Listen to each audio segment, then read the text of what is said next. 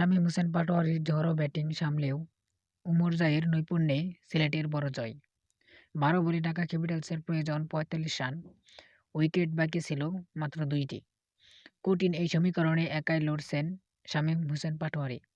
আজমতুল্লাহ উমর জাহির ওভারে ১৮ রানের পর মোহাম্মদ আমিরের শেষ ওভারেই তিনি নিলেন ২০ রান, কিন্তু জয়ের জন্য যথেষ্ট হলো না সেটি। রোমাঞ্চকর জয়ে ২ নম্বরে উঠল সিলেট টাইটান্স। সিলেট আন্তর্জাতিক ক্রিকেট স্টেডিয়ামে বৃহস্পতিবার ঢাকাকে ৬ রানে হারায় সিলেট। ম্যাচের আগে ব্যাট করতে নেমে ১৭৩ রানের পুঁজি পায় সিলেট। জবাবে শামীমের লড়াইয়ের পরও ১৬৭ রানের বেশি করতে পারেনি ঢাকা। ৬ নম্বরে নেমে ৯-৪ ও ৩ ছক্কায় ৪৩ বলে ৮১ রানের অপরাজিত ইনিংস খেলেন শামীম। ১৩৩ ম্যাচের টি-২০তে ক্যারিয়ারে এটি বাঁহাতি ব্যাটারির সর্বোচ্চ ইনিংস।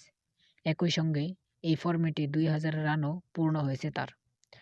সিলেটের জয়ের নায়ক আজমতুল্লাহ উমর জাহির আগের রাতে দলের সঙ্গে যোগ দিয়ে ব্যাট হাতে ২৪ বলে ৫০ রানের ইনিংস খেলেন তিনি। পরে বল হাতেও ৩ উইকেট নেন আফগানিস্তানের পেস বোলিং অলরাউন্ডার।